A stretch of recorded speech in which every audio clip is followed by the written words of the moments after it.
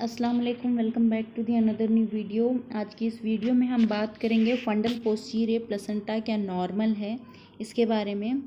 Is a fundal posterior placenta normal?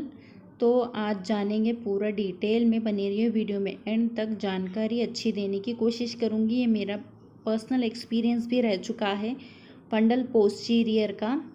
तो जानते हैं कि ये फंडल पोस्टीरियर प्लेसेंटा होने से क्या नॉर्मल डिलीवरी होती है। साथ ही में मैं अपना एक्सपीरियंस और मुझे क्या हुआ था, बॉय हुआ था या फिर गर्ल हुई थी, वो भी शेयर कर रही हूँ।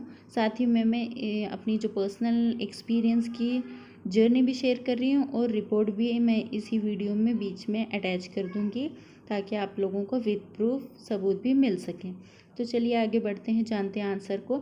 It's completely normal. तो ये नॉर्मल है, आपको घबराने की बिल्कुल भी ज़रूरत नहीं है। तो अगर आपका प्लेसेंटा लो नहीं है तो it's okay, it's very well. अगर प्लेसेंटा लो है तो थोड़ा बहुत घबराने की ज़रूरत पड़ती है उस वक्त। तो टेंशन ना लेना एक बहुत बड़ी बात होती है। टेंशन फ्री रहा करें ड्यूरिंग प्रेगनेंसी। आगे बढ़ते हैं। द अपर और फंडल portion of the uterine back wall is one of the best location for the fetus to be in। देखा आपने, अपर और फंडल ये एक बेस्ट पोजीशन मानी जाती है, लोकेशन मानी जाती है फीटस के लिए, यानी बच्चे के लिए। ये बहुत अच्छी पोजीशन मानी जाती है प्लेसेंटा की, और ये बेबी के लिए भी अच्छा माना जाता है। तो अपर होना और फंडल होना, it's best. It allows them to move into the anterior position just before birth.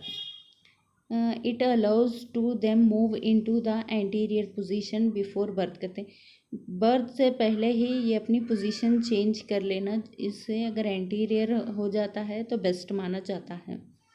Further more a posterior placenta does not affect और interfere with the growth and the development of the foetus. ये ना ही बच्चे की growth में दिक्कत करता है, ना ही प्रेगनेंसी में कुछ दिक्कत करता है। चाहे प्लेसेंटा आपका एंटीरियर हो या फिर पोस्टीरियर हो या फिर फंडल हो या फिर अपर सेगमेंट हो या फिर फंडल एंटीरियर हो या फिर फंडल पोस्टीरियर हो या फिर लैटरल हो, ये जीते भी है ये ज़्यादा दिक्कत नहीं करते हैं। सिर्फ एक ही प्लेसेंटा है जो एक ही पोजीशन है, एक प्लेसेंटा नहीं एक पोजीशन है, वो है लो लाइंग प्लेसेंटा। लो यानी आपकी जो बच्चेदानी में आपका जो प्लेसेंटा पूरा नीचे यानी आपके प्राइवेट पार्ट के पास अगर अटैच होता है तो उस पोजीशन को लो लाइंग प्लेसेंटा कहा जाता है। बेबी को बर्थ के टाइम जैसे बेबी बाहर डिलीवर होता है तो उस सिचुएशन में अगर आपका प्लेसेंटा लो है तो फर्स्ट आपका प्लेसेंटा बाहर आ जाएगा, और अगर आपका प्लेसेंटा बाहर आता है तो बेबी को ऑक्सीजन की दिक्कत हो सकती है और बेबी के लिए हार्मफुल भी हो सकता है। तो ये एक्सपीरियंस जो है मैंने अपनी फैमिली में और रिलेटिव्स में ये सिचुएशन देखी हूँ मैं। तो ये एक बहुत बुरा एक्सपीरियंस माना जाता है। अगर आपका प्लेसेंटा लो है, पता चल जाए अल्ट्रासाउंड के ज़रिए, तो डॉक्टर आपको नॉर्मल डिलीवरी करने से मना करते हैं ताकि हेल्दी माँ और हेल्दी बेबी और सेफ़ बेबी हो। इसीलिए अगर आपका प्लेसेंटा लो है तो आपको नॉर्मल डिलीवरी के लिए स्ट्रिक्टली मना किया जाता है। तो मेरा एक्सपीरियंस रह चुका है लो लाइंग प्लेसेंटा का 5th मंथ में। 7 मंथ में ही मेरा प्लेसेंटा जो है थोड़ा मूव कर चुका था ऊपर, और 9 मंथ में तो अच्छे से शिफ्ट हो चुका था अपर सेगमेंट में।